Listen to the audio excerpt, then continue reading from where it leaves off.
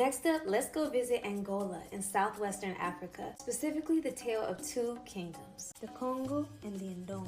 The history of Angola. Okay, so a long time ago in a beautiful land, the smart sand people came. They knew how to live happily with nature. Then the Bantu people came. They made strong metal spears, made pots, and were great at farming. From here on in, the rest of the story of Angola will tell the tale of two very powerful groups who became kingdoms in Angola, the Ndongo and the Congo. Let's learn the different ways they became powerful and then choose whose power we most resonate with. See, the Bakongo people, who spoke the language of Key Congo, by the way, became very powerful in the north and took control of a land called the Kingdom of the Congo, which is part of Angola today.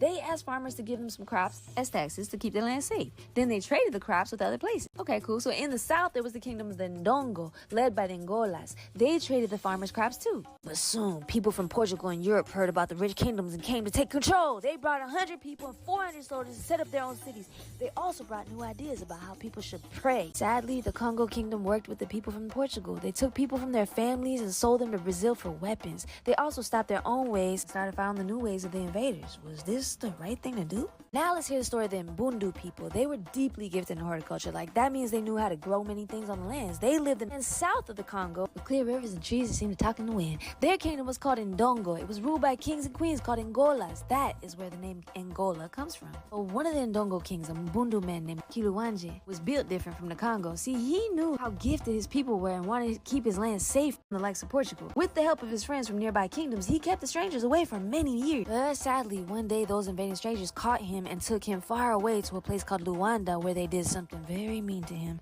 Were the Portuguese being good guys or bad guys? Let's be honest. Years passed, and the Mbundu people missed their brave and clever king, Angola. But then a great queen named Njinga Mbandi, or Queen Njinga of the Mbundu, also known as Queen Nzinga, became their leader. I mean, she was super smart and knew how to make deals with the Portuguese to keep her people safe. Queen Njinga traveled to many places and made friends with many other kingdoms like the Matamba, the Kasanje, the Dembos, the Kasamas, and even the Congo. Together, they made a big team to protect their homes from the Portuguese. They were so strong, they even made the Portuguese leave. With Queen Nzinga leading them, Ndongo became safe again. She taught everyone that when people work together to help each other, they can do anything, even make big enemy armies go away. Back in Portugal, the Portuguese were having their own problems and couldn't focus on fighting such a strong team, so new invaders, the Dutch from the Netherlands, came to try to take over too. Queen Njinga of the Mbundu was very clever and made deals with them to fight against the Portuguese. That's what I'm talking about. But see, when the Portuguese solved their problems back at home and came back to invade, the Dutch left and Queen Njinga's team became weaker. So the Portuguese kept causing trouble, taking people and forcing them to work as slaves while stealing their land's treasures. But see, the people of Angola were also quite powerful. They grew tired of the unfair treatment, remembered their power, and fought back. They formed the Popular Movement of the People of Angola, or the MPLA,